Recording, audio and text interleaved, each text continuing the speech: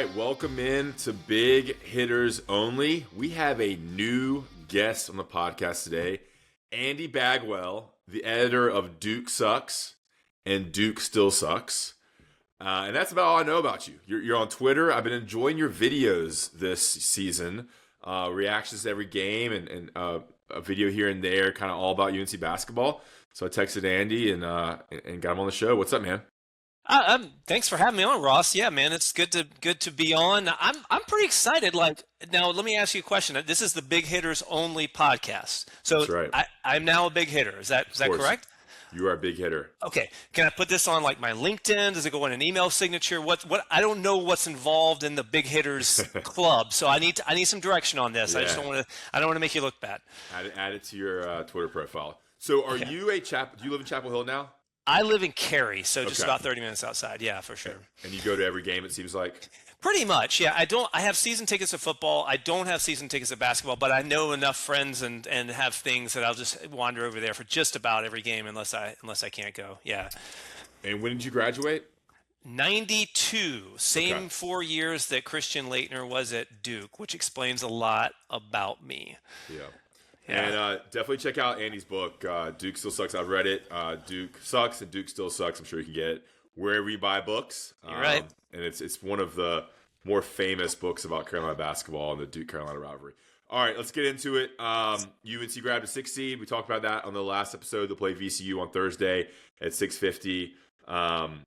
Beyond that, Andy, just give me what you think about this team right now, this season a little bit, and then from there we'll maybe get into VCU and that matchup and what could happen in the tournament before we dive into some broader state of the program, Hubert Davis stuff. Yeah, I mean, this season overall, I think it's been a little bit of an up and down thing. Like I think before the season started, honestly, Ross, I looked at this roster. I never imagined that Caleb could be what he was before he was injured, and which is a realistic expectation, right? Freshmen just don't do those things. And I looked at the roster and I was like, oh, I don't know. I don't know if this is enough to compete and be back to where I think most Carolina fans would expect. So I think for a while there, they were punching a little bit above their weight. And then I think as it turned out, Caleb was covering up a lot of things that this roster was lacking. So the year as a whole, I think you have to look at it. If Caleb had stayed around, probably would have been a little bit different, but then you start to get into a conversation around, all right, if you have a generational talent like this, shouldn't you be looking at competing for an ACC title, looking at a number 1 or 2 seed overall in the tournament? So I think the tale of the season is yet to be written. But I certainly think if you look at it as a whole, you have to say, even with all of the injuries, this season has been a little bit behind where it probably should have been. Better than last year, but that's a really low bar. Yeah, and kind of knowing how good Caleb Wilson is and became during the season, it's an interesting perspective that they were a little underwhelming at certain games, and they were out of the ACC race once they got back from the West Coast. And that West Coast run will definitely linger over the season. I think a lot of people... I just think people are like, all right, 18-0, good year, some big wins. And so, like, there's, like, this torn perspective on this season. Back to the roster, what do you think was missing? Obviously, I think there, like you said, going into the season, like, there was a lot of unknowns about, because only 2 returning players, right? So there were a lot of unknowns, and those became slowly realized over the course of the season. I think some of the guard play obviously didn't live up to expectations, the lack of a confident, consistent shooter. But then you had players like Wilson and Vasar that exceeded expectations. So where do you look at the roster limitations and issues with what they put together this season?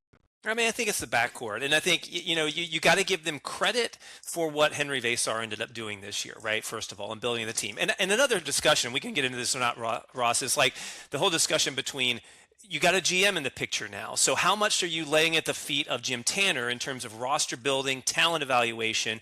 and how much do you put on Hubert Davis for the coaching on the floor? I think that's an fascinating discussion and something that college sports fans really have not done before. But I think if you assume too that those two things are separated, and that Tanner is responsible for putting the roster together and Hubert's responsible for coaching him, I think they get credit for Vasar, right? They either got something more out of him that they didn't think they could get, or they spotted something that they thought could work. Clearly, I think it's not a debate to say that Kyan Evans was a miss, and so I think that was something that was a deficiency that they did not address. I think on the wing, I think you took some flyers on guys like Jonathan Powell. You took a flyer on Luka Bogovac.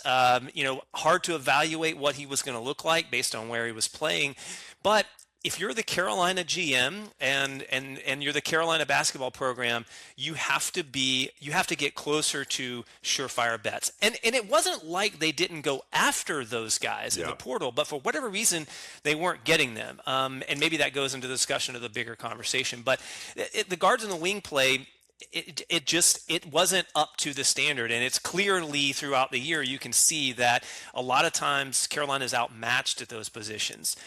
Where they had the enormous advantage in the front court, they were significantly outmatched in a lot of cases against the more elite teams. Yeah, and I almost think like the Luka Bogovac hype was fan driven to a certain extent.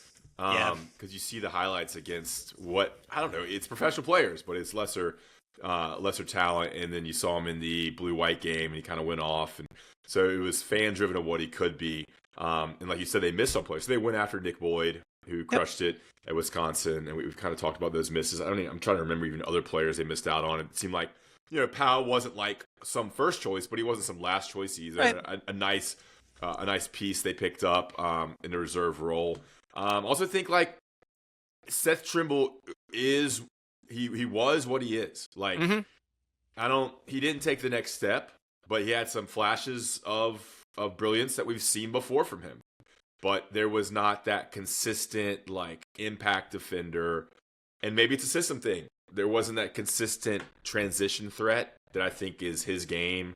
But then at times he would take over. I guess the Louisville game is the best example where he can't be stopped driving the basketball. But they probably, I think he was paid, this is me guessing, he kind of paid like a alpha number one shooting guard, and I'm not sure that's exactly what he is.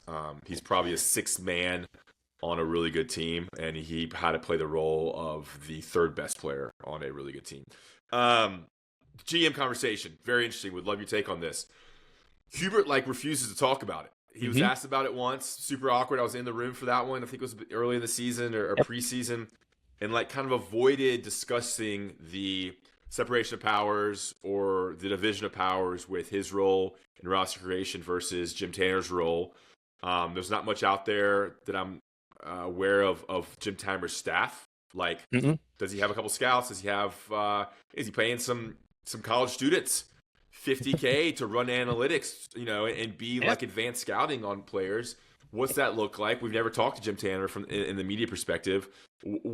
So that allows fans to come up with conclusions, right? I would love your take on why Hubert and Jim Tanner don't want to tell us what's going on. Does that protect them, or does that allow fans in the media to create a narrative and about what happens? I think it's super interesting. It is an interesting discussion, and like I said, it's something that I've been a college basketball fan for a long time, and that's never been part of my lexicon. I think it's protection a little bit. I think that part of it is they probably, this is pure speculation, probably still feeling that out on the inside, right? They're trying to figure out, okay, who's supposed to do what? How does this work? How do I tell you what types of players I'm looking for? How do you go find the ones that I'm looking for? So they are building the plane a little bit as they fly it, but I think just that Hubert comes from the Roy Williams tree. He comes from Dean Smith. He knows that in the past, and I think that's changing. The basketball coach was the consistency in college basketball, right? It was Roy Williams. It was Mike Krzyzewski. It's Hubert Davis. The buck stops here, Ross. These guys are responsible for the program up and down. And so admitting that you're ceding control of a very important part of the program, no matter how much you are or aren't, I think is exposure and potentially, opens you up to criticism. So I think hiding that a little bit, which is Hubert's personality, he doesn't let out a lot of things, right? Is probably just part of, hey, we're still trying to figure this out, and it doesn't feel quite right that I should tell you that is his job and this is my job. Whereas, look at the contrast on the football side, Ross. I think that Lombardi and Belichick are kind of doing that because they came from the pro world, right? They're saying, no. Lombardi, he builds the roster. I coach the guys on the field because they're comfortable with that. But the guys who came up in the college ranks aren't. So I hope we get to the point one day, and I hope Hubert gets to the point where he's comfortable kind of spelling that out for the fans and the media, because I think it will actually take away a lot of the criticism. Like, where there is vagueness, where there is void, fans fill in their own theories, right? So I think clarity is the thing to do here, even if it's not what people want to hear. I think you have to start spelling those things out, because if you don't, people are going to guess, and that's not always good. There's also this element of that we think, and we've read that Bubba Cunningham kind of made Hubert accept this GM position, and it wasn't like necessarily his choice to add one. Probably not his choice of who it was. Who knows? We don't know. Who knows if he had a say in bringing in Jim Tanner, who by all accounts is a very respected person in the agent world, the legal world, the contract world, but not in the basketball scouting world per se. So you would hope that the basketball coaching staff would have a large input on who they acquire. I'm sure they do. You would have to think it's a cohesive, collaborative operation. You would hope, but maybe a sense of, hey, we want these people, and then Tanner kind of operates on the negotiations and dealing with agents and stuff. But it's got to be some working together there. Go ahead. Yeah, anything? I was going to say, I mean, and also, of course, you're dealing with money now. You don't have a hard salary cap, but you also can say, all right, we're paying for what we can afford or what we see value in. So I think that's another part of it. It's all new, and so they're still trying to sort through that. That's probably a little bit of an uncomfortable conversation for Carolina, because they're not used to being in that space. But it's all new, and I think you've got to get to the point too where you start evaluating GMs and coaches on the same level. Like Tanner, well-respected guy, as you said, in the agent world, does that translate to the skills that you need to be a good GM at the college level? I don't know. Yeah. I don't know that anybody really knows. So I think the better we can understand that role, the better it is that we as fans can understand how to critique it or praise it, however it works. And also remember that Jim Tanner's title is executive director, right, of basketball at UNC. So maybe even above Hubert Davis. We don't know. Right. Maybe even above. I don't know. Maybe he will have a say in staffing and things like that, which could be. That'd be interesting to see. I'll move on from the GM stuff. I think one thing, it's important to have these GMs involved because they can have the tough money conversations with families and players, so the coach isn't put in an awkward position. I think you were trying to get into that part where it's separation of powers, where a coach doesn't have to coach a player that they lowballed entering the next season. Super. It is difficult. Wild. Wow. All right, quickly, Rhoback.com. Check out Rhoback, promo code Big Hitters 20. Last code got compromised, Andy. Big Hitters 20. Okay. Check out their sweatshirts. This is a Rhoback sweatshirt from UNC. Oh, nice. Okay. Tons of polos, hoodies, super comfortable, loungewear, golf wear, tons of non-UNC polos that are awesome. Rhoback.com, promo code Big Hitters 20 to get 20% off your first purchase with the company. Tell your friends, family, use a new email, Big Hitters 20 on Rhoback.com. All right, let's we got the 6th seed. You broke down the seeds and we went to GM there. What do you think about this matchup with VCU? We talked yesterday, talked about how they have really good shooters and guards, and that's kind of the kryptonite for UNC. Anything else that you have thought about with VCU? I haven't watched them play. I haven't watched a ton. I need my hour of breakdown. I kind of looked at him a little bit last night, but I didn't look at him. I need to do some more research tonight and tomorrow. But I think the big thing is, it's the kind of inverse of what we were talking about with the guards. They don't have anybody who matches up with Vesar, right? So they don't have anybody close to that. So I think you have to look at that's got to be the advantage, and you got to just feed him the ball as much as possible, kind of like what we were trying to do in the second half of the Clemson game. I think the thing is about about the guards, and yes, that's their strength of their team. But if you look at to me, the guards that have given, without watching VCU, the guards that have given Carolina really big trouble this year are the super fast guys. So think of like Boopy Miller and those guys who are just zip, zip, zip and get by any of our guys, or the ones that are beefy and can just back our guys down, kind of like what State did to us, kind of like what Clemson was doing. I don't see that of what I've seen of VCU. I don't see an excess of either one of those things. So while those guys may be good, and I think they are, I don't see necessarily the things that have killed Carolina this year. And I think that you see, Derek Dixon for me has kind of come through the freshman slump, and he's regained some confidence as of late. So, and you see that Seth Trimble is capable of locking guys down, right? So I'm not as worried about the guard play. I'm a little bit worried about, will we be disciplined enough on offense to get the ball to Henry, run the offense through him consistently, and will we see any sort of contribution on the offensive end from a guard or a wing? Because that's been where we've just had no hope if we get nothing from those guys.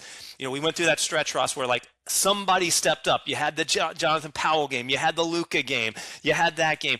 But if nobody is hitting, then there's really very little that Carolina can do to be successful. I miss the days of like a Cameron Johnson or a Kobe White or a Wayne Ellington. Yeah, you're like, this guy's gonna hit 4 or 5 threes. Yeah, and every time. Some games he may hit 6, but we know he's gonna hit 2 or 3. Yeah. Just looking quickly at, this is very basic level analysis. It seems like VCU lost the games they were supposed to lose and won the games they're supposed to win. Common opponent is NC State, November 17th. Both teams probably very different. 85-79. NC State beat VCU in Raleigh. VCU lost to Vanderbilt, an NCAA team. They beat Virginia. Okay. Virginia Tech. Yes. Mm-hmm. And then kind of like lost to New Mexico, lost to a really good St. Louis team, which is in the tournament. Lost to George Mason. I lost again to St. Louis. But other than that, ran through the A-10 and won the A-10 tournament. Dayton's always pretty competitive. I think they've been kind of down recently, but and that's the VCU segment of the show. The draw, I think it's gonna be tough to get past VCU. It's 2.5 point spread, but I think that even a tougher team lies waiting in the round of 32. An Illinois team with Keaton Wagler and a bunch of other talented players. So it is going to be, the odds are against, I think, UNC getting out of this round. Well, the first 2 rounds. Yeah, there's 11 seeds, I think, historically, since we started seeing those, especially those play-in games. I think there was like they're 30 and 30. They won 50% of the time, or so they advanced to the second round. So that 11 seed is a dangerous spot. That's where Carolina, of course, was last year. Everybody was like, oh, we blew out that first game. We're going to make a little run. It didn't happen. But you've seen those 11 seeds be very, very dangerous. So I worry a lot about that VCU game just from that standpoint.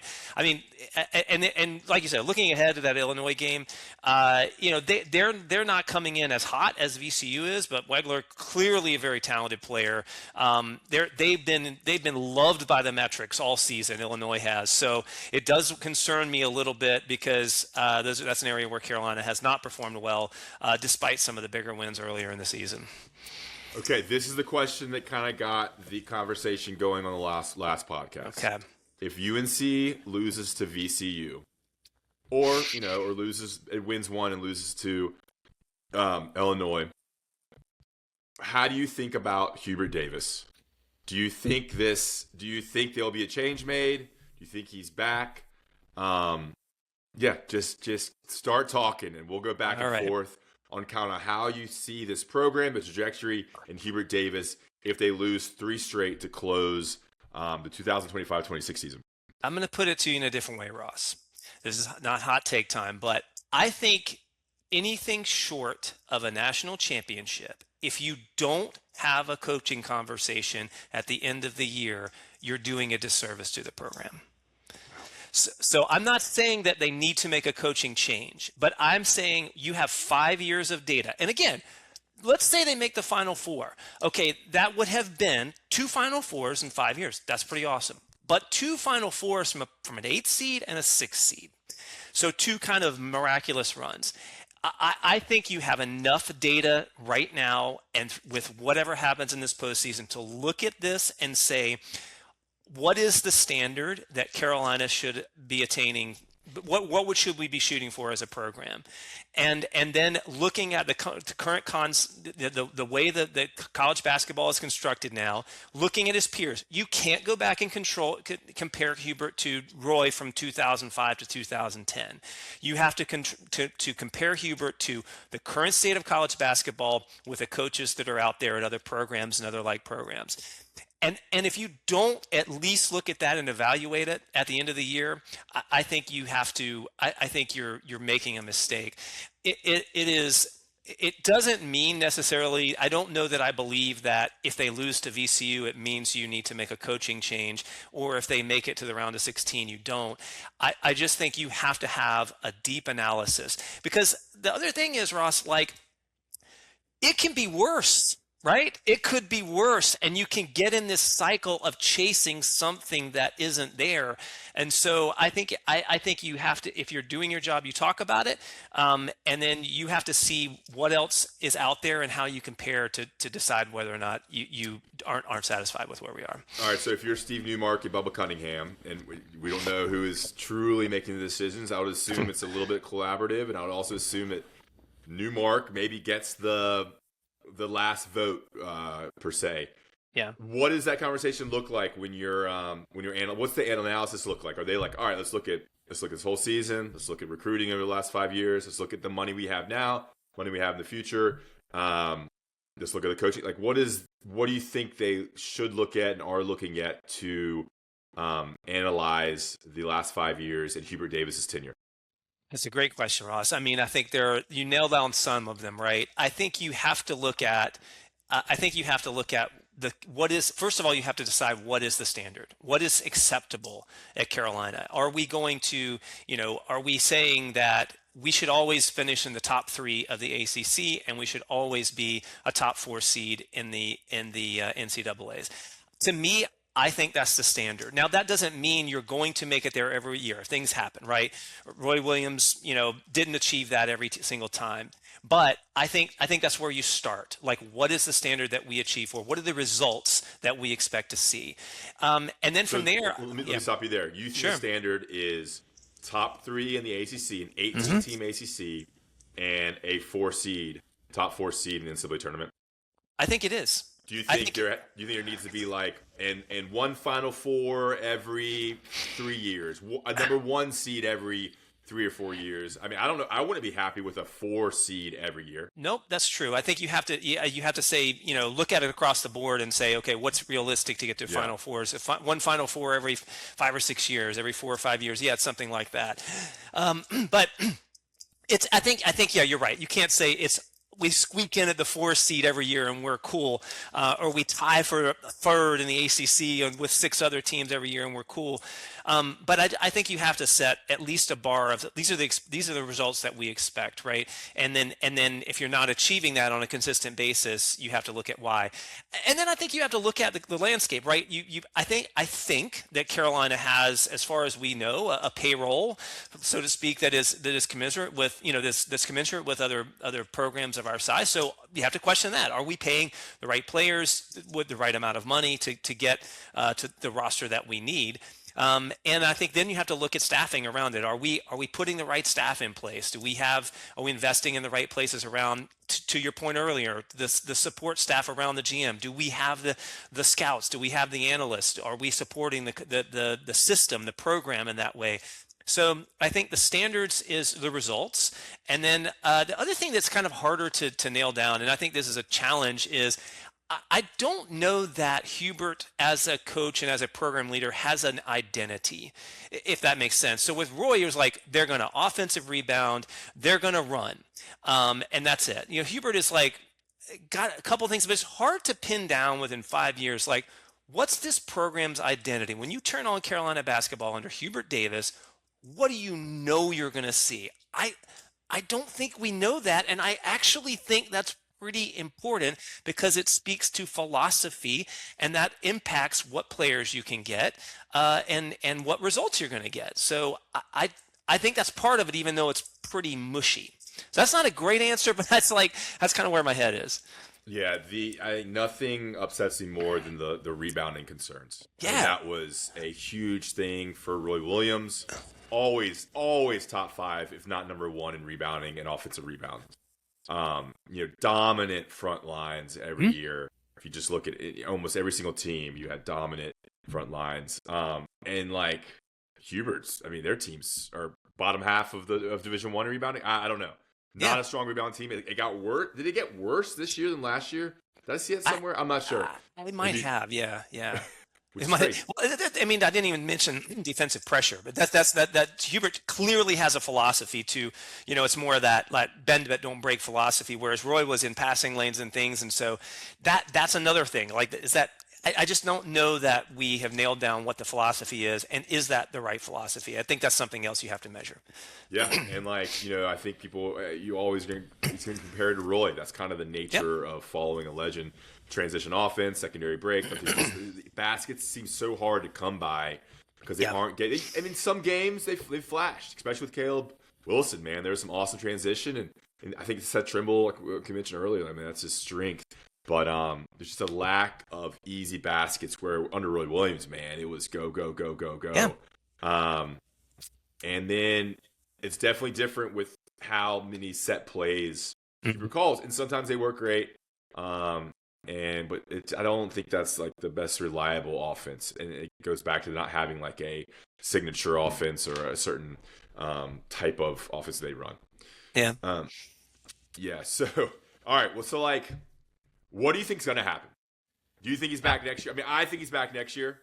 I think everybody I talk to does not want him back next year, but I think he's back next year because of the 18-0 record, the big wins. Just it was a pretty good season. That's not standard, but it was a pretty good season. It was a 6 seed following an 11 seed, following a 1 seed, right? Yep. Following it did not make the tournament. Following an 8 seed and a Final Four national championship run. So it's 8, 1, 11, 8. But he's shown the signs of good recruiting. Like he's gotten some good players, and Vasar was a hit. Like, I'm not sure it's a recruiting issue last year with Ian Jackson and Drake Powell. Before that, Elliot Cadeau. He's been able to get some good players in. Hasn't been able to retain them all. But what do you think is going to happen? I mean, I agree with you. I think he's going to be back, and I really don't think, short of something disastrous happening, I think even a bad loss to VCU, you'd have to see like total abandonment of players for it to happen. I think he's going to be back because you're right. It was a solid season. It was an improvement on last year. Again, low bar.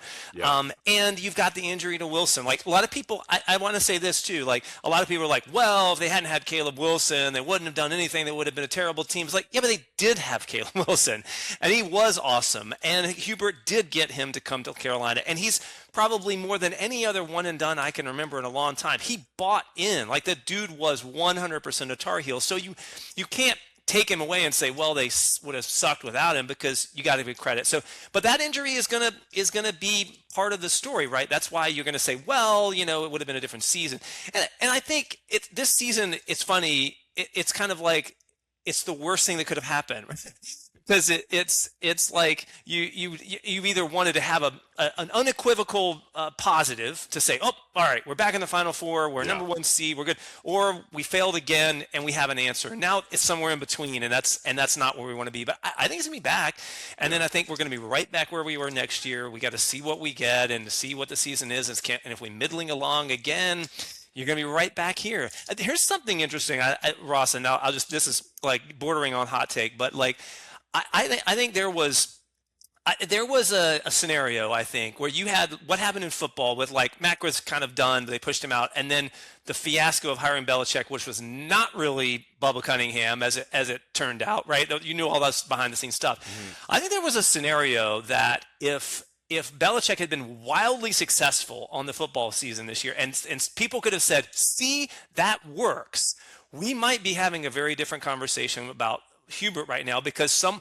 of those same powers that be could have been saying, look, we're going to do to basketball what we did to basketball, what we did to football. We're going to bring in this huge name. We're going to clean house. We're going to do it like a pro program, and it's going to be amazing. So if Belichick had gone 10-2 this year, who knows what kind of pressures would be internal to the folks at on the basketball side. I'm glad that didn't happen in some ways, because I don't know that I like that, but those two things do affect each other. But yeah, I think he's going to be back, and we're going to be having this exact same conversation next year.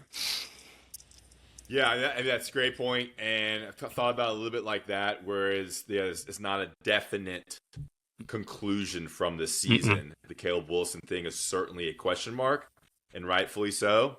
There's a lot of what ifs, even with Vasar missing some games too. And I remember recording so many podcasts asking my guests, like, what has to happen this year for Hubert to come back? What has to happen for Hubert to get fired and UNC moves on? And it was kind of this, like, they have to be a top 4 seed. They have to be, like you said, like kind of like top 3, top 2 in the ACC. Beat Duke, maybe one of two things, split with Duke, that kind of stuff. And here we are. And you can't answer because of the Wilson thing. Yep. Because I think if they had Wilson, maybe a 4 seed, maybe win a couple games, AC tournament, probably not lose to NC State, kind of changes the math there. So it's tough. And we talked about this in the last podcast, but I kind of want your opinion on it too. Do you enjoy? I don't enjoy I don't think Hubert's a guy, so it's like you kind of like, all right, let's move on. Like, let's get this over. Let's rip the Band-Aid off. Get blown out by VCU, and then make a change and get it cooking and start supporting the new coach. Put our money into a new roster that will stay multiple years and new recruits that will stay multiple years, and start investing in this new iteration of UNC basketball under a new leadership. I'm so split and torn about how to talk and support the UNC basketball program, because I just know he's not the guy, and he's gonna get fired at some point. It's just it's like, is it gonna be now, or is it gonna be this year, or is it gonna be 2 years? But I just know that it's not gonna work out, in my opinion. I don't know where you stand about that. It's like, it's 5 years from now, are we have the same conversation where it's like, all right, Sweet 16, but could not guess the Final Four.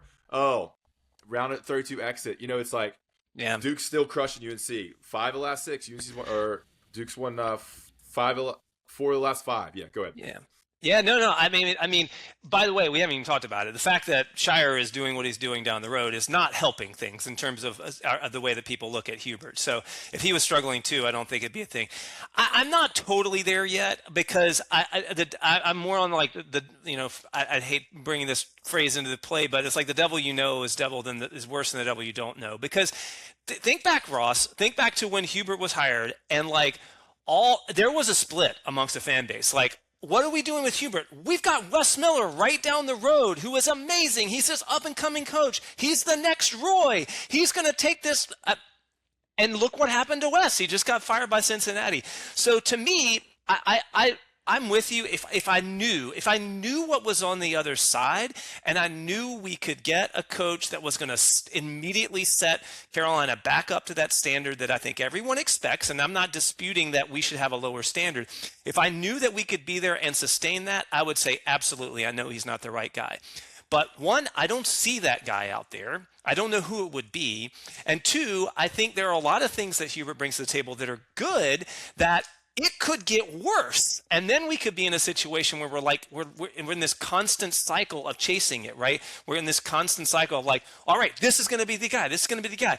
2 years later, it's like, it's not the guy. Fire him. Let's go to the next one. This is the guy. This is the guy. And so I don't know. Maybe that's not a great way to look at it, but I'm not quite there yet, and but because I don't know what's on the other side.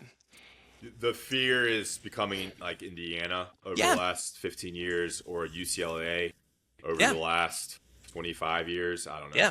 Yeah. That is the concern. Had a conversation with a loyal listener. Shout out Wayne House. I know he's listening. Brought this very thing up. But I think there are guys out there that are no-brainers right now. I think a guy like Tommy Lloyd is a no-brainer. I think there's some other people they could get. I mean, this is a top 3 job. Sure, it is. And I think it's not as good of a job as it was in 2005 or 2010. Because I don't think Dusty May would leave Michigan. I don't know if Todd Golden would leave. Not that UNC would hire Todd Golden, but I don't think a Todd Golden would leave Florida. Who knows? I mean, because of the money situation in the SEC and the Big Ten, Mm-hmm. and just the donor base, the fan base, and how much money is a factor now. And I think the UNC brand and the lore of Carolina basketball has worn off, sadly, than what it was 20 years ago. It's just not as prominent a brand as it was in like the 90s and early 2000s. But I think this is a great year. I think there's a lot of good coaches out there. But yeah, you never know. I mean, you hire someone like a Mark Byington who kind of hasn't really proven it yet, but it's showing some flashes, and maybe he's just not the guy and can't handle it. So yeah, I completely get your point. Devil you know versus devil you don't know, which is a bad way to think about it. I know. It's just not the standard. But Yeah. it's always an interesting conversation. Great to have you on, Andy. Love to have you on again. Absolutely, And, man. you are a big hitter now. Stay tuned. Following this podcast, we're going to have Adam Smith back on. Nice. Probably 45. Haven't recorded it yet. He's coming on tomorrow. 45 to an hour of Adam Smith rambling and telling stories as it relates to UNC basketball and this program. Andy, really appreciate your time. And guys, thanks for listening. Stay tuned for Adam Smith. Happy St. Patrick's Day. All right, we're recording on Tuesday, late afternoon on Tuesday, March 17th. Happy St. Patrick's Day. I got Adam Smith on. I hope you enjoyed the episode we just recorded with Andy Bagwell. Sorry, I was looking at something. I hope you enjoyed the last 35 minutes with Andy Bagwell. Great episode. We now have Adam Smith talk UNC basketball. No schedule here. Adam, you kind of guide the conversation. We've done 2 podcasts now in 3 days. I kind of made my feelings and thoughts and perspective very clear. I was at the ACT tournament, and so I do have some perspective from being behind the Duke bench and the UNC bench.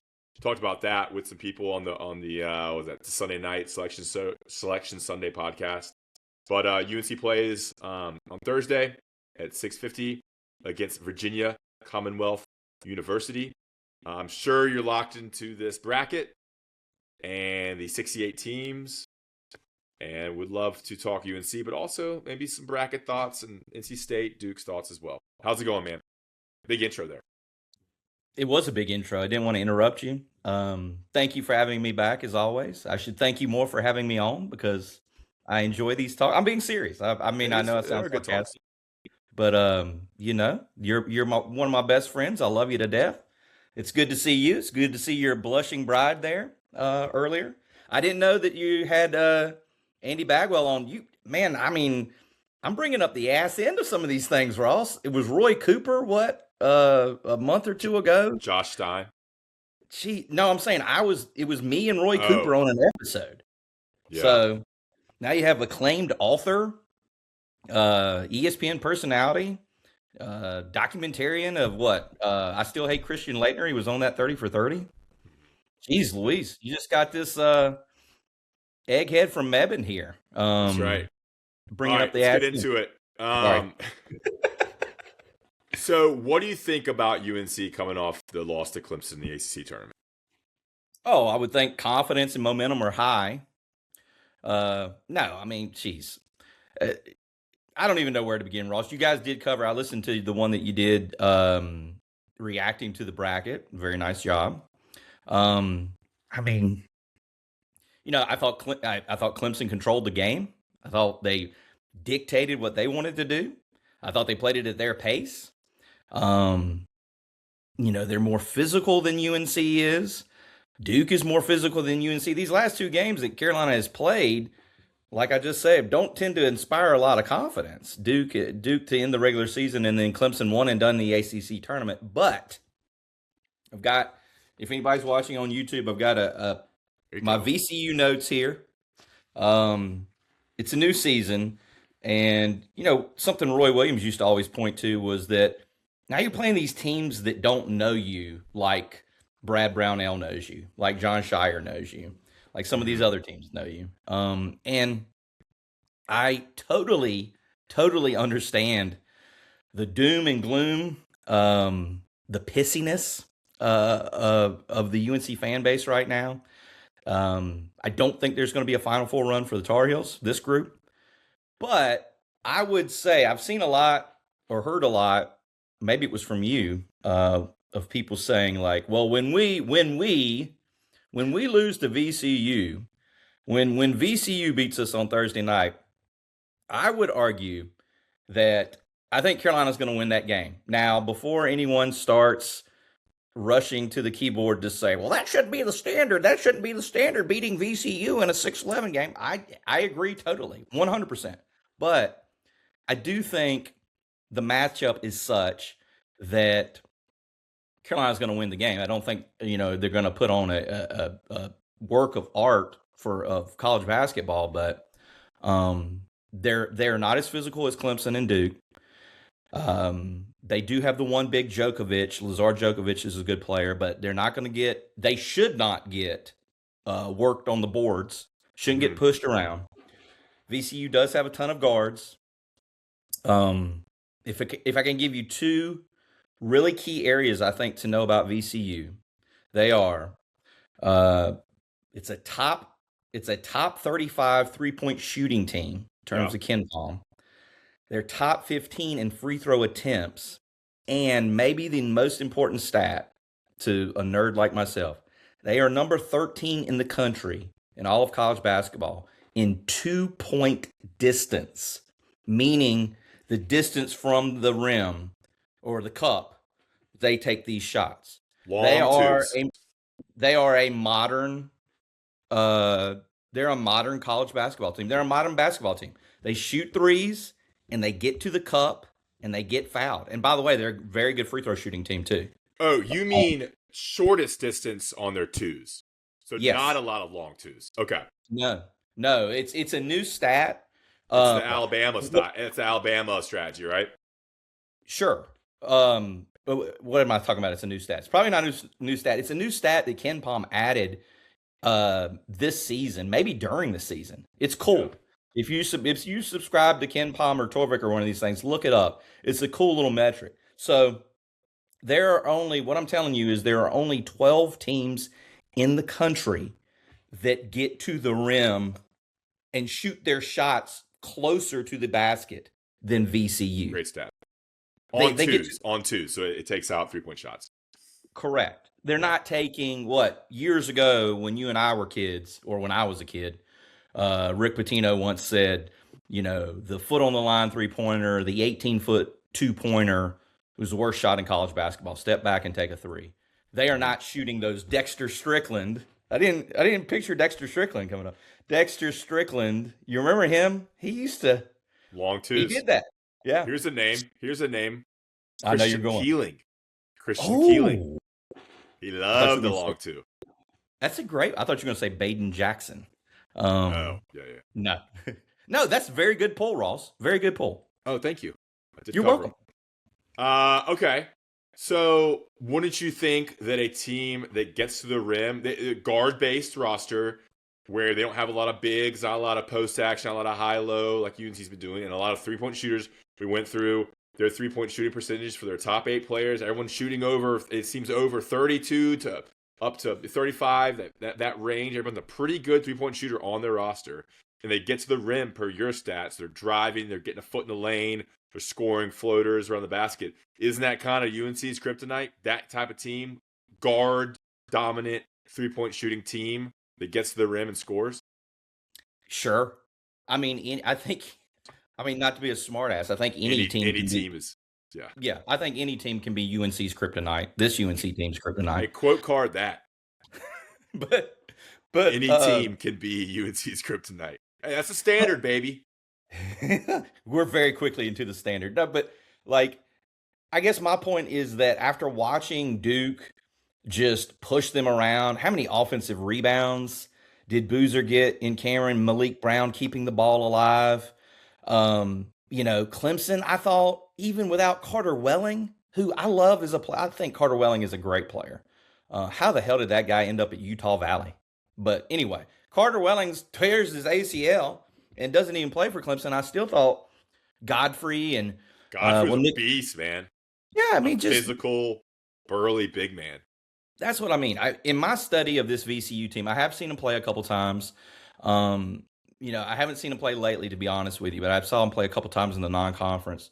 I just don't think they are going to physically, in terms of pushing you around, overwhelm you. Now, I think they're, they've got some dogs, and they're, like you said, they're guard heavy. I think they drive and they kick to the 3-point line. I think they drive and get to the cup. So, I mean, Carolina can certainly lose the game. This can certainly be a team that eliminates them. And, but I don't know. I feel better about the matchup.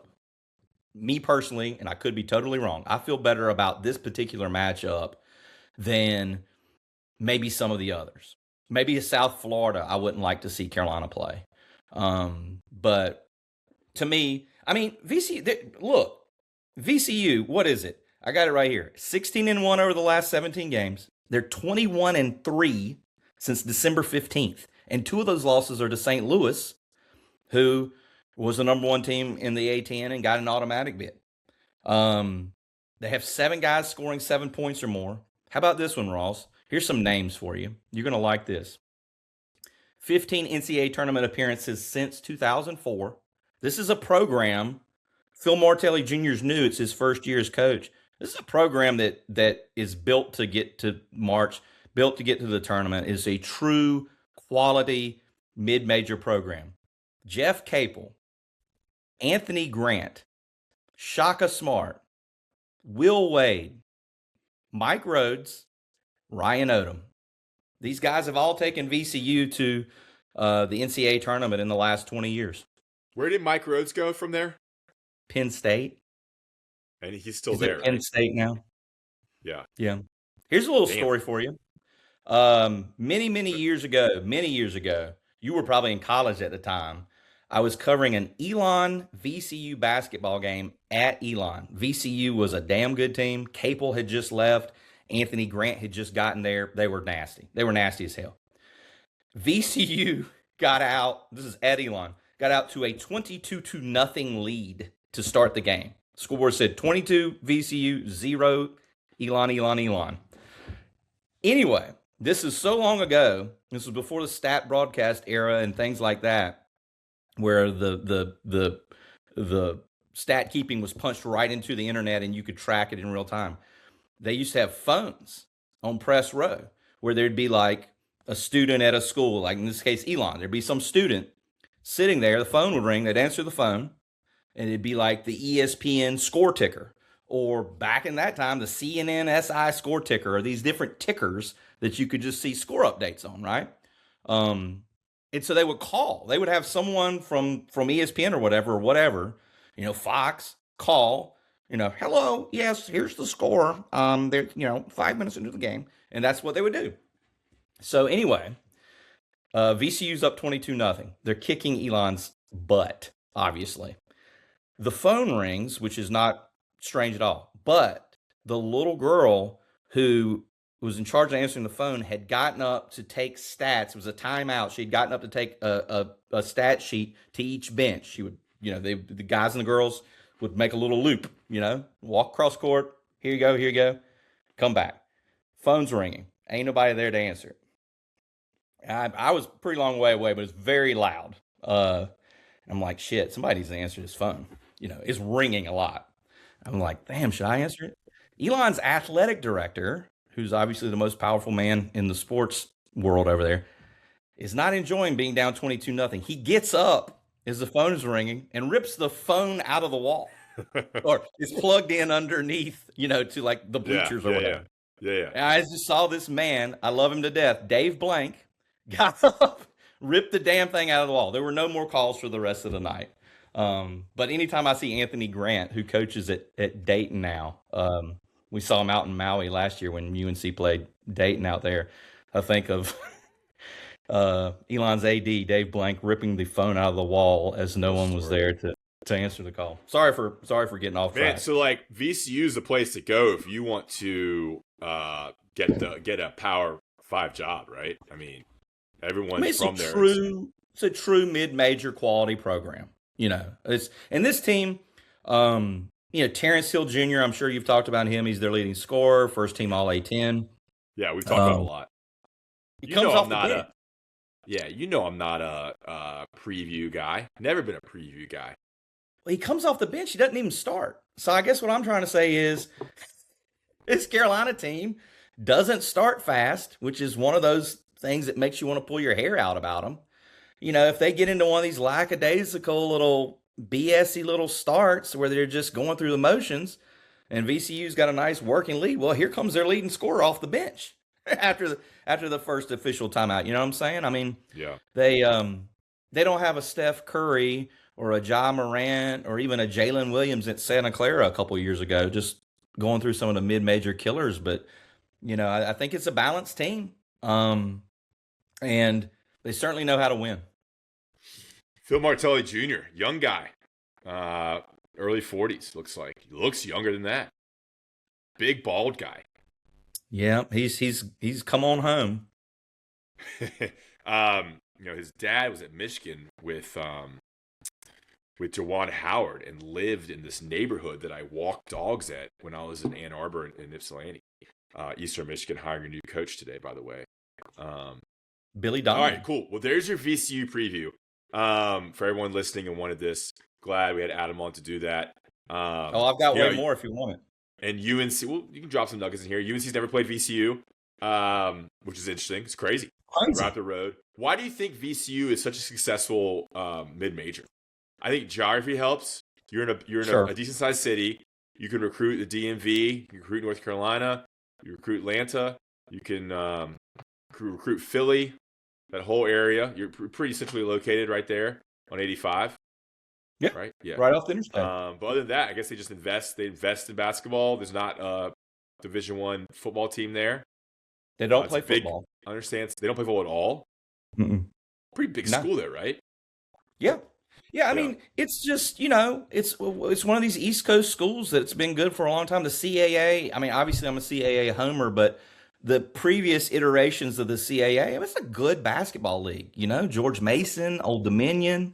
Yeah, it's a big school, man. 21,000 undergrads. Yeah, James Madison. It's bigger than UNC. Yeah, again, I mean, just think about as long as you've been alive. VCU's always been a quality team. Shocking smart, baby. It's a quality program. All right, let's talk quickly about Rhoback, Rhoback.com. Did a couple reads to start the show. Get your polos, man. It's golf season, Adam. It's golf season. You need a fresh polo, fresh Q-zip for those 55-degree mornings when you're out on the golf range getting ready. Check out their Q-zip collection, all their different polos, UNC polos, Rhoback.com. Tons of gear, anything you want, honestly. But if you use promo code BIGHITTERS20, you get 20% off your order. You get a couple shirts, a couple Q-zips, a vest, something for your wife, your sister, your daughter, your son, your brother, your father, anything.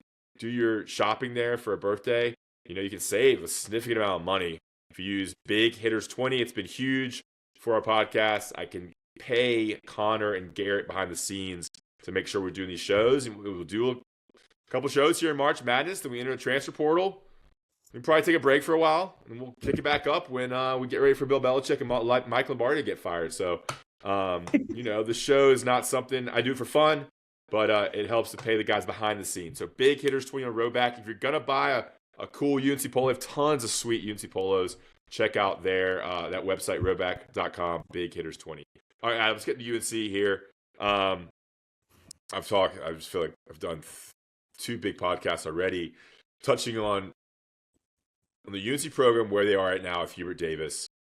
I mean, who knows? Like, I'm hearing different things all the time, and Twitter it's reached a fever pitch with people wanting him gone. You look at all these different stats. You can turn a stat any way you want it to make him look bad. 6 seed following an 11 seed after not making the turn, or 1 seed then not making the tournament, and then of course the Final Four run when they were an 8 seed. It's been up and down. It's been average. Hasn't really been the standard. This season is weird because I think you certainly have to consider the Caleb Wilson injury when you speak about this team, and that puts decision makers in a tough spot. Because I saw some stuff yesterday where it's like they didn't bottom out and not make the tournament. They weren't like a bubble team again. Yeah. They didn't really get to that top 4 seed. where people want them to be like a top a number 2 seed, a 1 seed, right there with Duke in the ACC. They had some bad losses, had some great wins. It's kind of that same right above average UNC team. So it's hard to analyze it. Adam, how do you kind of analyze this season when you kind of like take a step back and look at the 25-26 UNC basketball season and how the staff and Hubert Davis did? I mean, I think you have to take everything into account that you just said. Everything's not black and white. I think I couldn't agree with you more that it's just gotten to a certain point just in terms of fan discourse for part of the fan base where, if they don't score on a couple possessions, it's like, get his ass out of here. Oh, I can't watch a second of Hubert Davis. It does suck how it's like he does one thing wrong. It's like fire his ass. Like after, he beats Duke and then it's like, man, lost to Clemson, fires that, it's like such a up and down, and it's hard because he's been so inconsistent. It's so dramatic. It's so dramatic. It's fun. But I consume a lot of college basketball content, and I've been interested to see because he might be my favorite player of all time, Penny Hardaway. I was interested to see what Memphis was going to do with him, and I had caught some of Gary Parrish, who obviously was a sports writer for a very long time, and now successful CBS Sports podcast, radio host, the whole TV, and nobody knows Memphis basketball probably as well as he does. And I noticed he said recently when they were deciding, they've said that Penny's coming back for a 9th season now.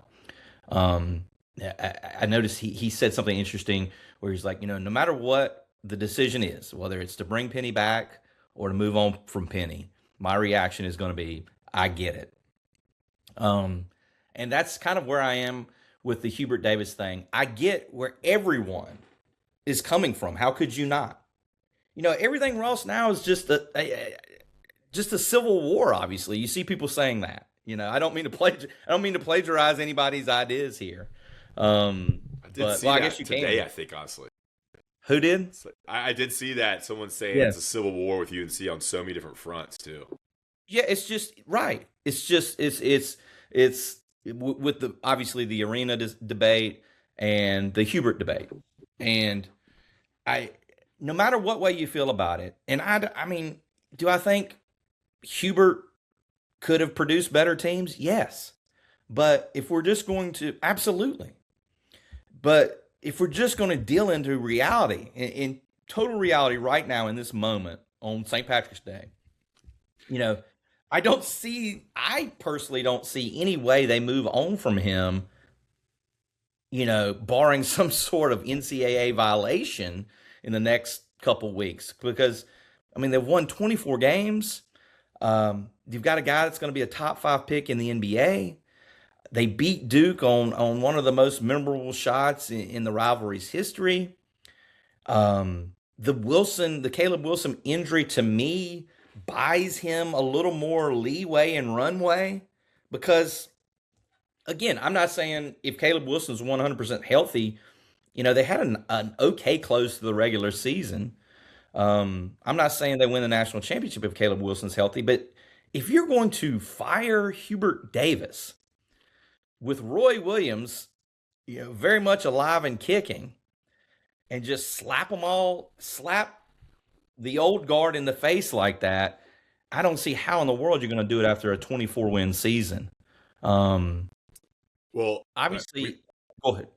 Well, I know when you say it begins your wandering, talking. So I try to jump in there to kind of keep you on track here. What do you think Roy Williams thinking? That's a great question. That guy knows ball. He's seen what we see. Sure. I'm sure he's pissed off that they suck at rebounding. You think he's like, Roy's not an idiot. Like, he sees it more than we do. The defense, the lack of intensity, the slow starts, and the rebounding every year is just horrible. I wonder what Roy thinks. Is he old and blind and is kind of blinded because it's his guy? I don't know. I know when my friends fuck up. You know, like I know when my friends are not good at doing stuff. Like I don't have any but it is like it's a different mentality because it was his guy, it was his pick, so it's like on him a little bit. And I'm sure he wants him to succeed, but at some point, got 5 seasons now. I just wonder what he thinks. That'd be great if you could. True serum's a big word of mine. If you could hit someone with true serum, what would they really think? Yeah. Well, I mean, just hearing you talk there, the huge thing with this is loyalty. I mean, you know, Roy can watch these games from his seat right there above the tunnel in the Dean Dome, and know that maybe Carolina isn't to the standard of what Carolina basketball has been. But I mean, he's not going to be like, you know what I mean? I mean, think about the loyalty. By the way, I just noticed right before we came home, Jared Haas got the UNCG job. I don't know if you saw that. Did that break?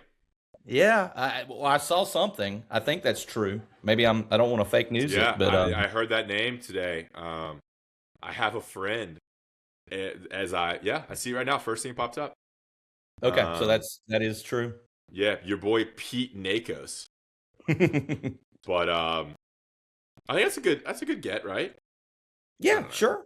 I mean, I don't know. Like, I don't know. But I mean, speaking of Roy, you know, I thought of Wes Miller, Jared Haas, you know, like that. What's CB McGrath doing? I mean, he may be in real estate. I don't know. But anyway, please continue.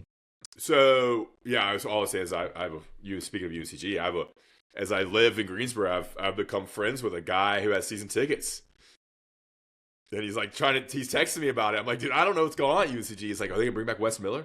And then he hit me up today. It was like, because they're announcing it tomorrow. There's a press conference tomorrow. Okay. So he was like, do you know who it is? And I was like, and then I hit, you know, some of the writers I work with, and they threw out some names. And yeah, Jared Haas, former UNC assistant. Speaking of that, what we got here on Tuesday, Caleb Wilson, second team All-American, AP All-American, Mr. Aaron Beard. So his jersey will be honored in the Smith Center, which is awesome to see. I think that was kind of was he going to be the 10th player or the 11th player? I'm sure it was a pretty hotly contested debate there because there were tons of good players this year.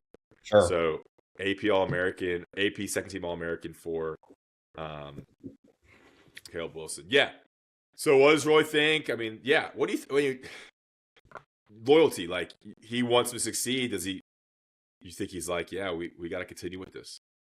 Well, another thing is, and I've said this on this podcast before, who fires him? Like, and this is where you always go, like the big money donors or whatever. But like, it's just where you're in a situation where Bubba Cunningham is in his final months as athletic director, and Steve Newmark he's on board, but like, who makes the decision? I mean, we're moving into a new era here. Obviously, Kevin Guskowitz is gone. Out of the chancellor's office. Lee Roberts is in there. But don't forget about Steve Newmark. And I do understand this is a new, the finance bros are in charge now. They're about to be. And I get it. You look across all of college sports, all these finance type people, even Nina King at Duke had a very successful background like that. But the finance bros are coming in. But don't forget, I mean, Steve Newmark is a Carolina fan. I wish I was still in my old job, because the times that I have talked to Steve Newmark, very enjoyable. I randomly spent, maybe 20 minutes talking to Newmark down in Charlotte at the ACC kickoff in July. Never talked to him face to face before, and I mean, he knew who I was. You know, I was introducing myself, and he's like, "Oh yeah, I know who you are." And he was telling me stuff. I shouldn't say it on the internet, but I mean, this is a guy who grew up on the same street as Dick Bedour. You know, he knows that Dick Bedour, people that know him call him Dickie Bedour. You know, he was telling me that first time we ever talked about rushing Franklin Street in 82 when they won the national championship, being on his dad's shoulders in 82.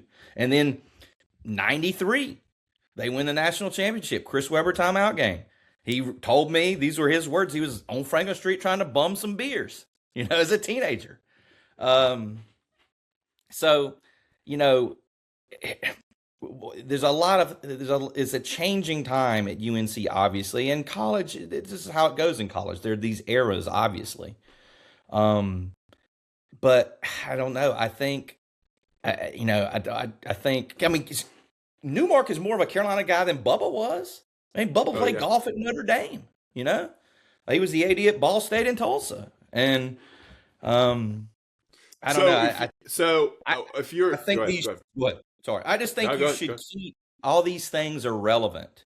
I think all these things are relevant. And no matter how badly if you're listening to this right now and you were pissed the other night when Clemson was up 18 on them, you absolutely should have been pissed. It was terrible to watch. If you're like one of our loyal listeners and you're taking your son Gabe to school right now, I get it. But I think these things, I think these things all are worth considering, or you need to keep them in mind rather than saying, get his ass out of here. All right, quickly. So who do you think's making the decision? Bubba leaves in June. Newmark takes over in June. Could be made. The decision could be made Saturday, Friday or Saturday.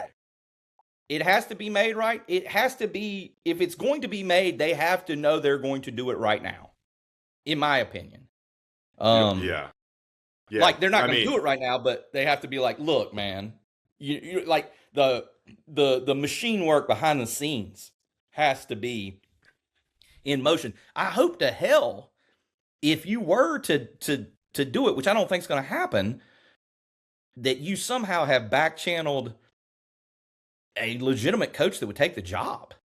You can't be doing this either without, you know what I'm saying? Like, you can't do it. Yeah, And also, I don't like it to be about one game. What if they lose pretty bad to VCU?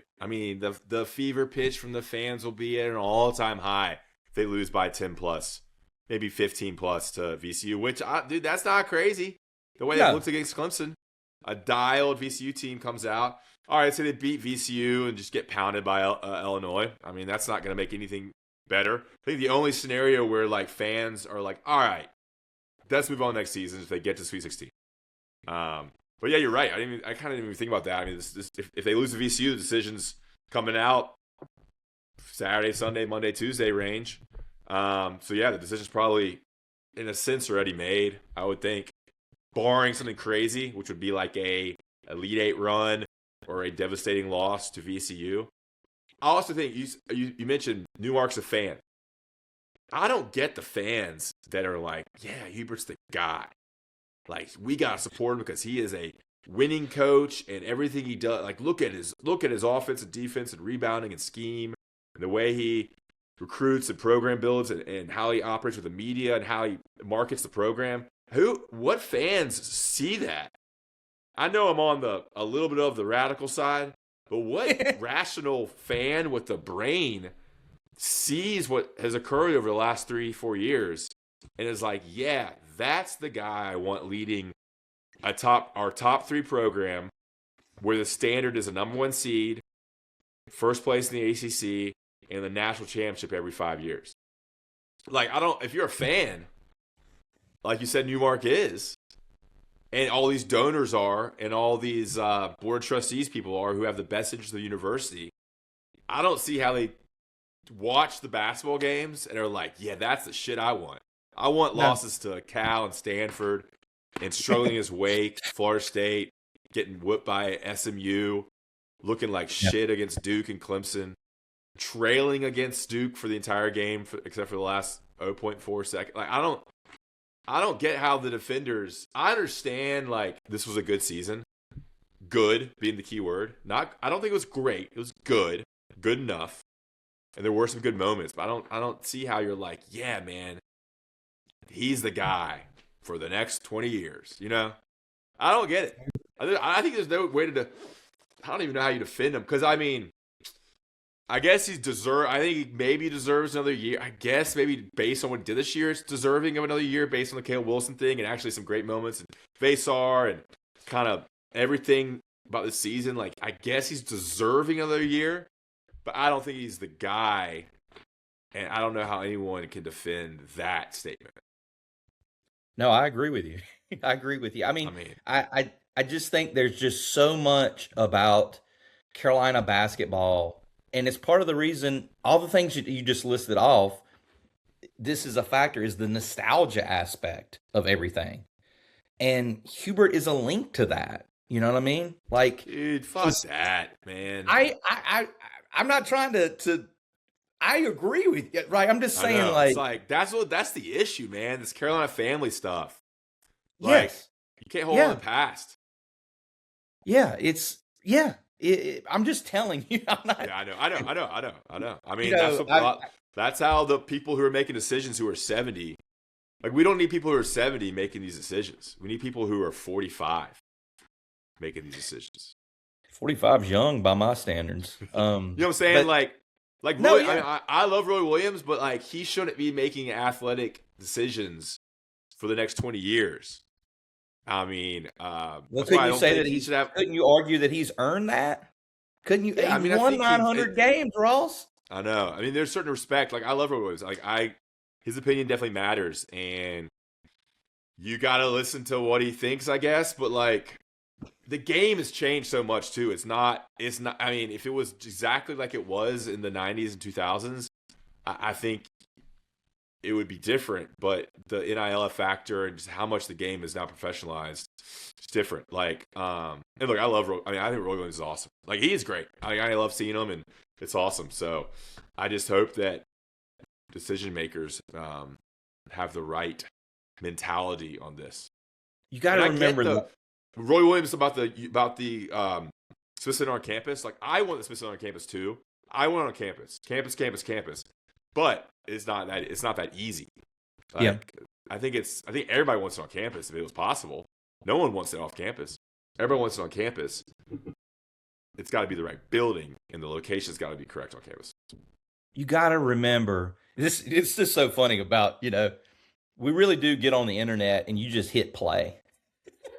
Like, the countdown happens. Like, I never know where these things are going. I've done like my damn Illinois research over here, but it's totally fine. Yeah. I'm not a preview guy. I know. It's fine. It's totally fine. I was just thinking though, like, as you're talking, you've got to remember, think about how you felt the night of February 7th. I think it was February 7th when Seth Trimble hit that shot and they beat Duke. I'll tell you exactly how I felt. Remember how you felt, and you were there. And God, I wish I was there. I can't believe that I wasn't there. Anyway, I was there for the Austin Rivers shot, by the way. But that was brutal. Yeah, I was there for a lot of them. But anyway, shut up. Do you want to know how I felt about after that game? But what I was going to say was, think about it. There was the shot of Roy looking down into the going for another one. There's a shot of Roy, looking down into the ESPN camera with that shot. I mean, I saved it because I like to send that as my own little personal meme to some things that I'm excited about. Jesus. If it's sexy time or something like that. But I like to see. But think about that. I think about my daughter who was at the game, had great seats. She's got the video. She was in the lower level. She had great seats. Got the video of the game winner. Her and all of her friends running up the hill from the Dean Dome to Franklin. You're getting the alerts about her about her location. She's running somewhere near. It looked one time. It said she's running somewhere near Cameron Avenue. I just think that you can talk about the bottom line, and the bottom line is super important. But there's just so many feelings that go into this shit. Like, that was a guy who played for Hubert Davis played for Dean Smith. I mean, think about the man's stories. Dean and Roy showed up in his living room as a high school player, as a favorite to Walter Davis. Just a favor, because Dean didn't think he was good enough to play at Carolina. And they made the visit. And the story goes that Roy came as Dean was like talking to the rest of the family and said, hey, I think you can play here. And apparently Roy went to bat for freaking 17, 18-year-old Hubert Davis with Dean on the way back from Northern Virginia. You know, like, this I hadn't thought about saying this, but I was reminded of this the other day. This is something that I had always heard in my previous job from someone who is in the program, the UNC men's basketball program, that if the situation came where Hubert was going to be out of a job, his job, this person used to tell me they believed that Hubert would resign. This is not huge breaking news here. Hubert would resign or retire. That UNC would never, quote unquote, fire Hubert Davis. He would resign or retire. And I remember this conversation, and I said, well, okay, I know a lot of people do that. And this person told me because it would be important for him, Hubert, not to be viewed in the same light as Matt Doherty, who they obviously had. Yeah, right, he's but not, man. Think about that's Hubert's thinking. I'm telling you, part of his thinking, at least. Think about this. I mean, the wins over Duke, the number 1 seed. The wins over Duke his first year, that Final Four run, incredible. The number 1 seed with was that 24, 23, 24 with your boy McCormack Ryan and Harrison Ingram, among others, Baycott, RJ Davis. Great team. That big win at Duke that year with Cormac Ryan on top of the bus on Franklin Street, all-time moment. Yeah, I mean, of course. Thank you for your service. Always be a Tar Heel. That kind of stuff. Go back a couple steps back here. I'm sure that was one of the last people Roy Williams recruited then, right? Because 88 was Hubert's freshman year. Yeah, he was 88 to 92, I think. Yeah, 4 years, yeah. So that must have been one of the last people Roy Williams recruited. Anyway, you want to know my emotions on that Duke win in Chapel Hill? Do you really want to know it? It's one of my hottest takes ever. One of your hottest takes ever? Mm-hmm. You've got a lot of hot takes. Pisses people off. That win over Duke was the worst thing that could happen to the UNC basketball program.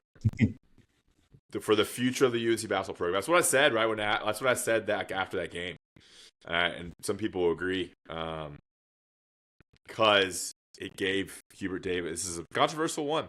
Because it is great. It's a great win.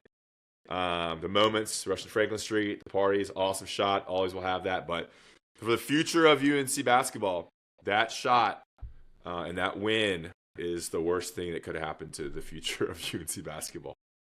Because in your opinion, as you've said many times, if you know that he's not the guy, and in your opinion he's not, go ahead and just rip the Band-Aid off. Is that what you're saying? And that win provided a signature win over the top 5 team at the time, and another big win over Duke, and it helped the season, and it could be a big reason why he's back next year.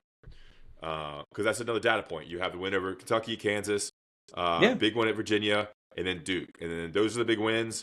And, and it's undefeated at home. So instead of 17-1, it's 18-0. And it's a reason why they got a 6 seed other than a 7 seed maybe, and things like that. So, and it's a signature win. Duke's only lost in ACC play. Yeah. Yeah. And kind of beating the best team in the ACC anyway. So.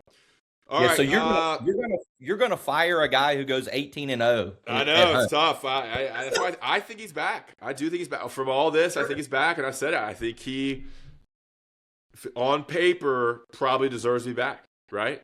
Like 18-0 is. I just don't think.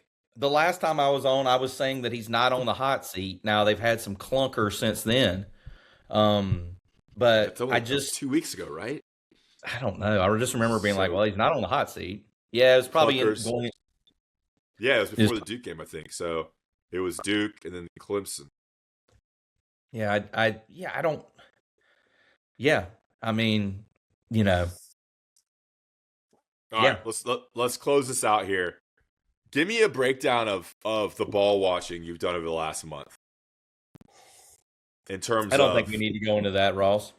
in I terms mean, of have you it's a pretty seen? I sad mean, state of affairs. I mean, I don't think we need to go into all that because it might speak to it might speak to the depression that I'm in or whatever where my mental state is. It's been a lot. I love college basketball. The uh the silver lining to being unemployed is you watch any game you want to watch anytime. yeah. So, what's been your favorite? Like, are you watching mid majors and stuff, and UNCW and Elon and things like that? Not a lot of that. Okay. I've stuck to the power conference stuff. You're throwing ESPN, you throw on Fox and CBS on Saturday, Sunday. I mean, almost every ACC game. Almost every ACC game. I gotta keep the mind sharp for my appearances on Big Hitters Only, baby. Yeah. I feel like there's a job for you, like somewhere in the college basketball world, with how much you love college basketball. I wish, yeah. If anybody's listening, yes, I'm open for business. Being a writer for Evan Maya or Ken Palm, like just writing college basketball stuff. I had somebody tell me that I should reach out to Evan Maya. I don't know if you'd be, yeah. I mean, it'd be just to be just basketball and then like adding color to the stats, Yeah. I've never been to that website once in my life. How funny is it? These guys who have these websites named after them, and it's just accepted. Bart Torvik, right? Evan Maya. Evan Maya is pretty young, right? I mean, he looks like a young dude. Well, it's just crazy how mainstream those websites have become. And when you're probably starting it, like you're starting a website based on your name. And like those things, it's like a blog. You're like, what am I going to call this? Basketballstats.com or evanmaya.com. And now every podcast I listen to every college basketball podcast they mention Maya, Bart Torvik, and obviously Ken Palm. It's kind of funny. Yeah, I mean, I do think that. Wow, I was about to go back into the Hubert debate. I don't know. I do think that I don't know. You talking? I just thought of this while you're talking. Like I would say one of my criticisms of Hubert, who is a guy I like, by the way, personally. He's been very nice to me. I thought there would be more. The guy played 12 years in the NBA. I just thought there would be more of an I don't know, nimble, cutting edge is the wrong word. I'm trying to. I don't have the word, but something more adapt. Like I just thought this would be like a, like you hired an NBA assistant who can who's ahead of the curve on stuff. Yeah. Who's ahead of the curve. Who's just like we're talking about Evan Maya and Ken, who's like, oh shit, have you seen that VCU gets a lot of their 2-point buckets at the rim? Like who would be moving this thing in a direction to keep up with the trends and the Joneses of college basketball? I just feel like that there's a stagnation. Is that a word? That it's stagnant. It's classic. Go ahead. If I was a UNC fan, which I am, I would just like more of a NBA type feel to some of the things that Carolina is doing, where I feel like it's just the same old shit. It's very UNC, very retroactive. Is the right word? Like you're responding, not you're reacting. You're not acting. Sorry, that's what you're not reactive. proactive. You're not proactive. You're not being reactive. inventive. I mean, Hubert played college basketball, and then he played pro basketball. It's been 20 years, right? If not more. But he played for Don Nelson in the NBA. Yes, he did play for Pat Riley, but he played for Don Nelson, and like I just think that, damn, the guy was in the damn league 12 years. Like I'm getting very close to ripping on Carolina's assistant coaches. I just feel like I just feel like there should be more of that sort of influence of the highest level of basketball with the stuff that you are doing. Need new ideas, man. I've said it all the time on big hitters only. They need new ideas. It sucks. You have to bring in new ideas. It happens in football every year. There's always a coordinator and an assistant who's fired and let go because that side of the ball sucks. Or maybe someone gets a better job. You bring in someone else from another program. That happens everywhere. It brings in new ideas. It happens in the NFL. You get the same rhythm and the same plays and players stop listening to you. Yes. Or what you're doing is not inventive and they just need fresh. It may not be bad. They just need fresh. And Hubert's had the same assistants since he got hired. And look, I don't know of these guys personally. I love Sean May. He was there when I was in school. And I don't have anything against these people. It's maybe not even their fault, but there needs to be new people. Hire more people. Duke has freaking 20 staff members and 6 middle-aged white guys who don't do any coaching. They're behind the bench. I think they're analysts. I think they're video scouts, but they're older. Like one dude had a beard, was kind of handsome. And he was sitting back there. I had no idea who he was. Like, who is this guy? He looks like he lived in LA and was like a CEO. He had this like very esteemed look. It's like he wasn't a coach, but he was behind the bench in Accusa. It's like, who are these people? Yeah. So I think I could see this happening. I could see the athletic director at UNC saying, "Look, something's got to change. You need to bring in a significant assistant coaching, someone else. Like bring in someone from Florida or from name the hottest program in the mid majors or the hottest program in Division I basketball, and like bring in someone from that staff or bring in a young hot video analyst, scout, advanced scouting, like bring in a couple new people that can kind of shake things up. But then would Hubert change? He's very resistant to a GM, according to reports. I don't know if he likes people telling him what to do. I think he's pretty stubborn. I think most high-achieving males are. They're stubborn. They think their way is the right way because they've done it. They've been successful doing it. One thing I've always said about Hubert, even when I was covering him, is there's a stubbornness there. I think I was thinking just randomly, look at like Luke Laux at Florida State, who, by the way, I remember covering when he played for Leonard at FSU. But here's a guy who spent it's kind of crazy to think. I think he was playing for Leonard. Oh, did I say it? First name basis. Just first name basis, funny, especially the name Leonard. Anyway, I'm so sorry. Lenny Ham. Lenny Ham, who used to call Tyler Hansberry. Tyler Hansberry. What a great. I used to think about every time I'd see Virginia Tech play this year with Amani Hansberry, I'd think about Leonard calling Hansberry. But anyway, Luke Laux spent time in the NBA. I think that's most of his background, if not all of his coaching background. And, FSU was bad to start this year. And they gave up a ton of points. NC State went down to Tallahassee and just destroyed them. I think they lost the ACC SEC challenge game to whoever they played badly. Like teams were putting up a lot of points. He changed during the season, Ross. As the season was going on, he is a first-year head coach. They changed during the season, and I think I'm almost positive FSU closed the regular season 9-2. They were one of the most improved, if not the most improved team in the ACC. Now, I'm not saying FSU's national championship and what Carolina should be shooting for, but that to me was like, damn, not afraid to change and innovate and be like, you know what we're doing's not working. There has to be a certain level of, think about it, Ross. You're a man in a committed relationship. You have to say you're sorry a lot. I mess up all the time. I say I'm sorry. You have to say you're sorry. You have to be willing to be like, all right, as much as you might believe in something, you have to be able to be willing to adapt and change. I guess the adaptability was the word I was looking for, maybe.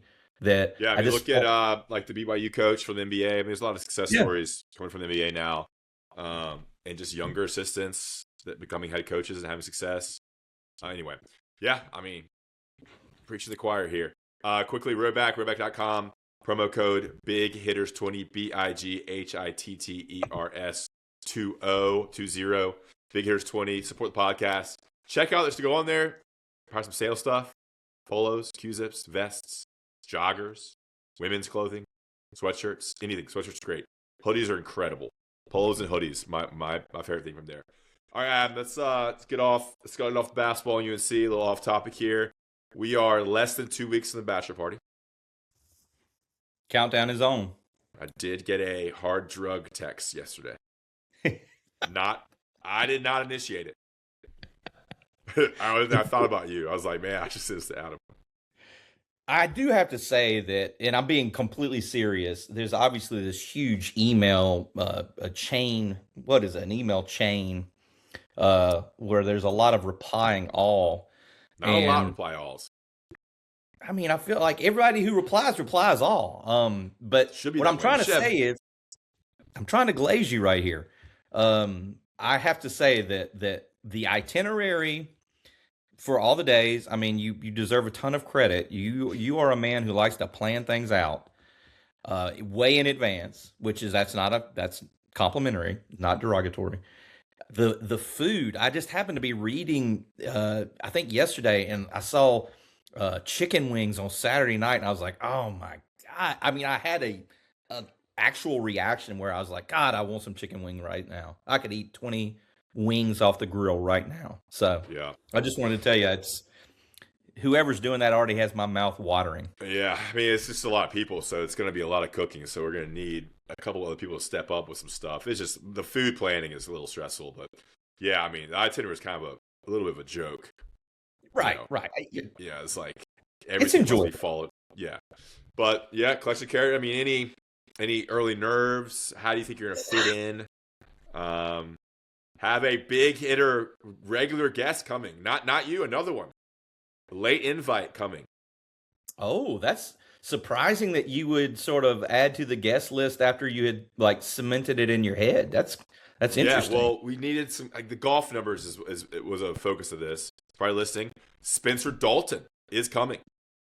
UNC walk-on, really good golfer, and we needed 16 people. And Spencer's an easygoing, great guy, UNC guy, big hitter. So, and no kids was a key factor there. Like I knew, he could come. Late invites at this stage, it's a hard ask for people with like 2 or 3 kids to, hey, can you come Thursday and drink keg beer for 3 nights and play 2 rounds of golf while your wife watches your 3 kids under 7? So I Spencer was I think a doable one. So we're looking forward to having him. Yeah. Any nerves? You think how you're gonna fit in? There's nerves. A bunch of. You said you're nervous. When did I say that? I mean, you said you're nervous by the hard drugs. For the record, I don't do the hard drugs. Well, that was a little bit. That's a bit that I've been doing. I think it's a solid bit. I've never done a hard drug. But no, I'm not nervous. I look forward to us watching UNC and Houston in the Sweet 16. Yeah. When I created the date, it kind of had to work with the various other schedules, and I didn't want to do the first weekend of the tournament because of there's so much going on. I mean, you want to be locked in the ball that first weekend. Second weekend, games are generally in the afternoon and at night more, right? Night. All day? Yeah. Night. All the games are at night?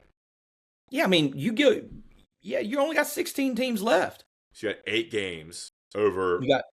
You got 4 games on Thursday and 4 games on Friday, and they'll be staggered. And they overlap them, don't they? Yeah. Yeah. I always hated that. So we'll be able to play our golf and get back for them, which is nice. No afternoon. Yeah, no all day. Unfortunately, no all day ball watching. I do think. I'm not. I mean, it might not matter, but I do think. God, Carolina got super fortunate with the Greenville draw. I mean, God dang, man. Like, if I was Illinois, Illinois had a great year. Although, I will tell you, Ross, Illinois, 4-5 in their last 9 games. 4-5 in their last 9. Do you have Stojakovic? Is he healthy? I haven't heard anything about him. Has he been injured? I think he's coming off the bench now. He's like their 3rd leading scorer behind Wagner and Merkovich. I forgot UNC went out after him pretty hard. Oh, I wanted him. I always liked his game. Although, he really doesn't hit a lot of threes. He's more of everybody thinks that because his dad was such a sniper that he is a sniper too, but he's more of a driver, finisher through contact. Like he's very efficient driver. I think he's averaging 13 and some points a game or whatever.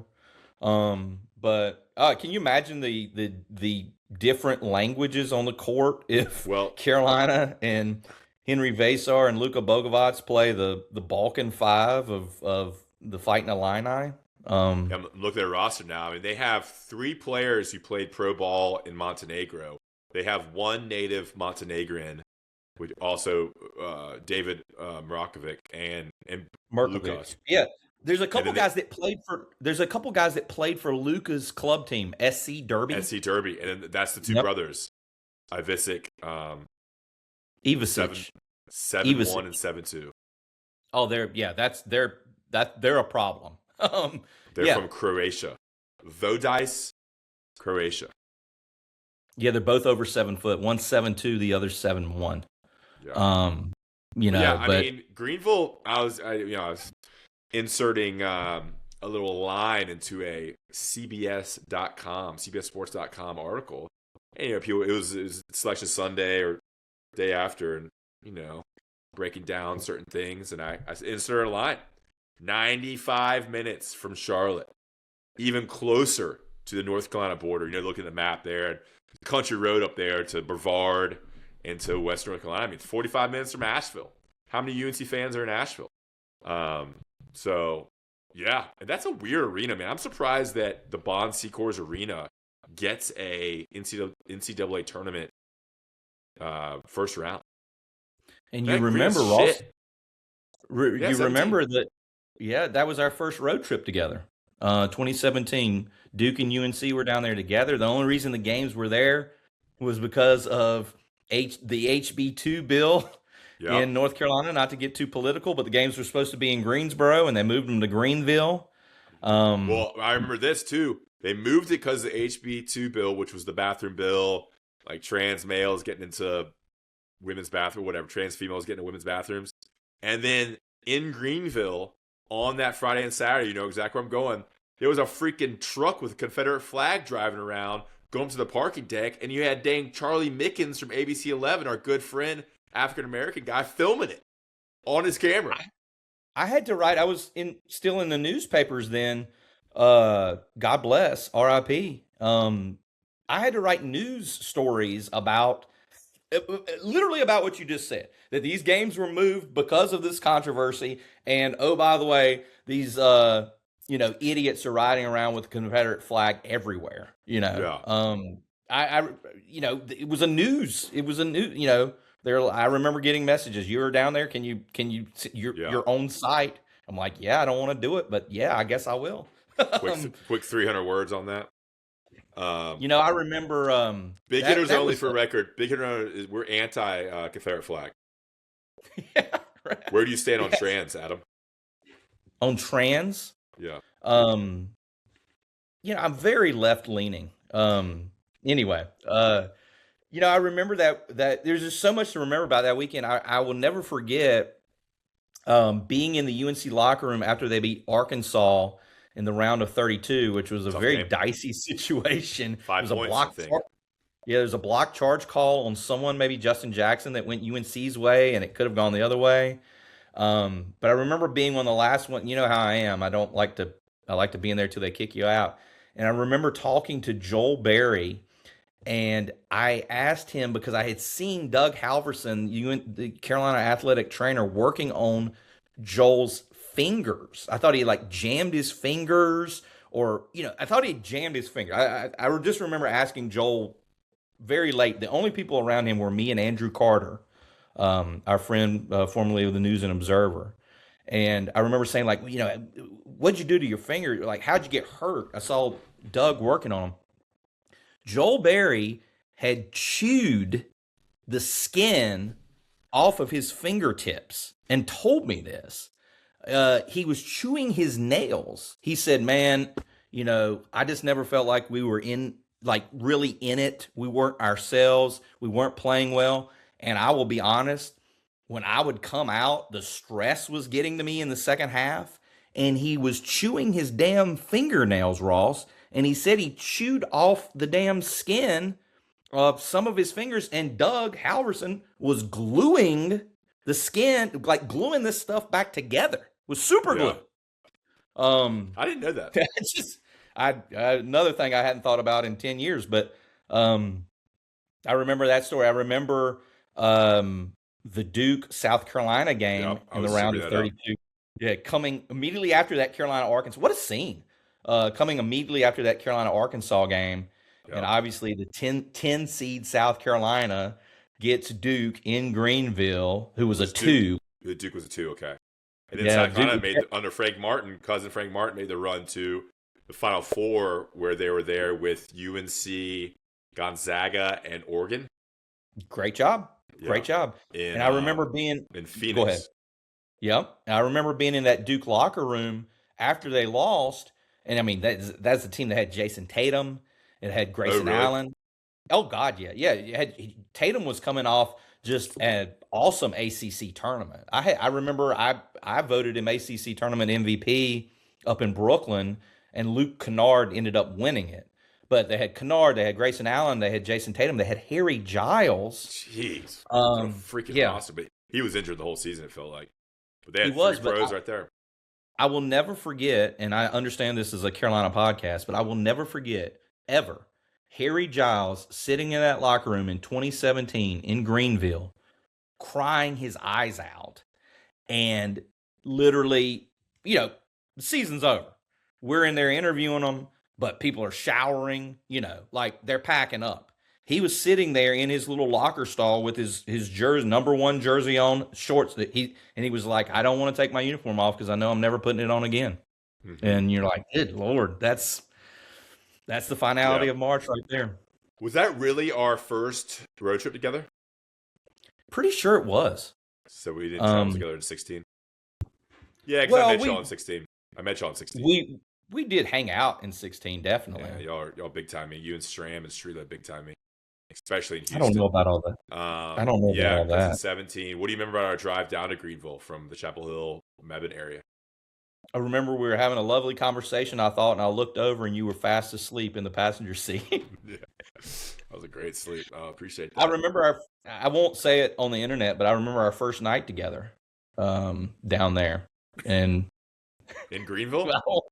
I got sick down there one night too. Did you really? Yeah, I got sick the second half of that trip, I remember. Whatever the story was, I was on dating apps, if that's what it was. No, it actually had nothing to do with dating apps. I'll tell you later. Okay. I'm trying to think. We went to that sandwich place like at least twice.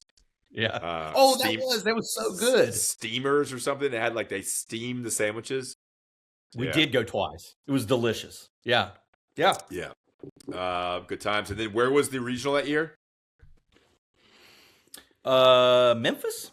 Luke May? That's right, Memphis. Philly was here before. Yeah, Philly was 2016. They went Philly, then Houston, and then 2017 was Greenville, Memphis, Phoenix. Yeah. It's enjoyable. I remember being in Phoenix and going to buy souvenirs with you right before the national championship game. We were walking around buying stuff for our families. I don't know if you remember that. Yeah, because the weather was great. You had scantily clad women outside on the big, massive outdoor concourse. And then in Memphis, we had a tiny, shitty hotel room, I remember. It was kind of an older hotel, and I feel like we were tucked into it because we stayed in the same hotel room. Like a little room there, right across from that big hotel where the ducks were in the Peabody. pond. We weren't. Yeah, we weren't in the Peabody, but I remember we went over there some. But I don't remember our room. What? I don't remember our room in Memphis or whatever. Yeah, I just remember being it was just an old hotel. So it was like really small hallways. I remember that. And then of course, we ate like kings in Memphis. We ate a ton in Memphis. Yeah. Barbecue and stuff. Yeah. Brisket, ribs. I mean, we ate. I just remember eating huge meals. We went to that restaurant, I think with Keaton Brewer.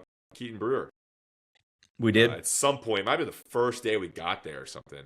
We went to that famous barbecue restaurant. All right, we're devolving here.